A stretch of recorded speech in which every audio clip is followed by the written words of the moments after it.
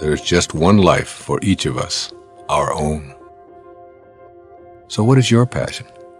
What stirs your soul and makes you feel like you're totally in harmony with why you showed up here in the first place? Know this for certain.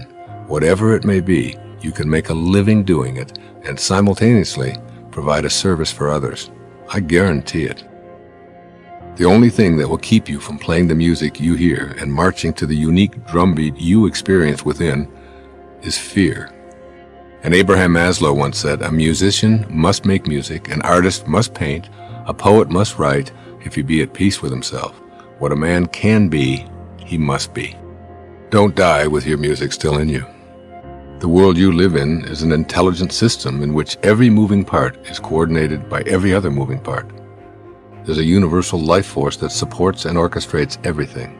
It all works together in perfect harmony. You are one of those moving parts. You showed up here in this body that you inhabit, precisely on time. Your body will leave here with the same precision. You're an essential piece of this complex system. Here you are in this intelligent system that has no beginnings and no ends, in which all of the galaxies move in harmony with each other. You must have shown up here for a reason. Khalil Gibran said, when you are born, your work is placed in your heart. So what is your work? Your purpose? Are you living it out the way your heart urges you to? Listening to your heart. Take a moment right now and point to yourself. Your finger is very likely pointing right at your heart, not at your brain, but at your heart. This is who you are. The constant beating of your heart in and out and in, is a symbol of your infinite connection to the always present heartbeat of God, or the universal intelligence. Your left brain calculates, figures things out, analyzes, and comes up with the most logical choices for you. It thinks. Your right brain represents your intuitive side. This is the part of you that goes beyond reason and analysis. It's the part of you that feels things, that's sensitive to love, that's emotional about what's important to you. Your right brain allows you to tear up as you hold your babies or bask in the beauty of a glorious day.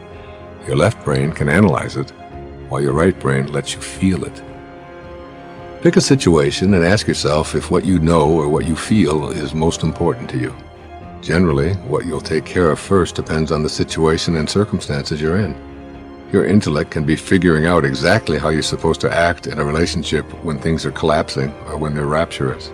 And then there are times when what you feel will supersede what you know. If you are feeling fearful, scared, lonely, or on the other hand, thrilled, loving, and ecstatic, these will be the dominant forces you'll act upon. These are the times when your right brain is right. Your right brain will always lead you passionately to your purpose. Listening to your right brain. There's an intuitive, invisible presence that's always with you. I picture this presence as a nagging little creature who sits on your right shoulder and reminds you when you've lost your sense of purpose. This little fellow is your own death, urging you to get on with what you showed up here for, because you have only so many days to get it done, and then your body will be departing for this visit. Your invisible companion will prod you when you're spending another day doing what somebody else has dictated if it's not a part of your own passion in life. You'll most likely always know when you're off purpose because of your thoughts of frustration. You might not always act on this knowledge, though, because your left brain has not mustered up the courage to do the bidding that your right brain knows is your destiny. Your inner intuitive voice keeps urging you to play the music that you hear so that you won't die with it inside of you. But your left brain says, wait a minute, be careful, don't take risks, you might fail.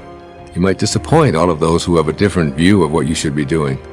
Then your right brain, invisible companion, your death, speaks even louder. The volume gets turned up and trying to get you to follow your dream. Listening exclusively to your left brain will turn you ultimately into a pretender, or even worse, a commuter. Getting up every morning, going with the crowd, doing that job that brings in the money and pays the bills, and getting up the next morning and doing it all over again, as a well-known song implies. Meanwhile, the music inside of you fades almost to a point of being inaudible. But your constant, invisible companion always hears the music and continues tapping you on your shoulder.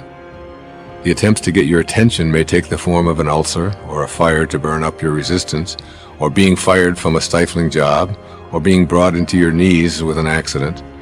Usually these accidents, illnesses, and forms of bad luck finally get your attention, but not always. Some people end up like Tolstoy's character Ivan Ilyich, who anguished on his deathbed. What if my whole life has been wrong? A fearsome scene, I must say. You don't have to choose that fate. Listen to your invisible companion. Express the music that you hear and ignore what everyone else around you thinks you should be doing. As Thoreau put it, if a man does not keep pace with his companions, perhaps it is because he hears a different drummer. Let him step to the music he hears, however measured or far away. Be willing to accept that others may even see you as having betrayed them, but you haven't betrayed your music, your purpose. Listen to your music and do what you know you have to do to feel whole, to feel complete, and to feel as if you're fulfilling your destiny. You'll never be at peace if you don't get that music out and let it play. Let the world know why you're here, and do it with passion. Being passionate means taking risks. You may indeed find yourself living a comfortable life when you don't follow your instincts. You pay your bills, fill out all of the right forms, and live a life of fitting in and doing it by the book, but it's a book that was written by somebody else. You're aware of that nagging companion saying to you, this may look right, but does it feel right? Are you doing what you came here to do? For many people, the answer is, how do I know what my heroic mission is? You'll find your passion in what inspires you the most. And what does the word inspire mean? It derives from the words in spirit. When you're inspired, you never have to ask about your purpose. You're living it. For one of my children, it's about riding horses and being at the stables. She's in heaven when on horseback, or even cleaning out a stall filled with horse manure. Another daughter is only inspired when she's singing, writing music, or performing. She's felt that way since she was 2.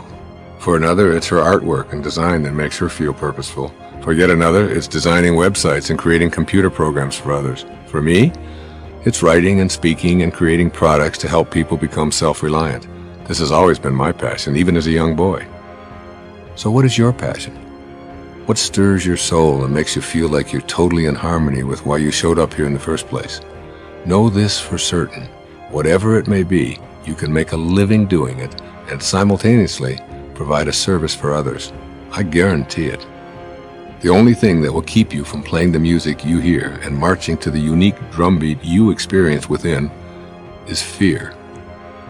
According to A Course in Miracles, there are only 2 basic emotions. One is fear, the other is love. You may fear the disapproval of others.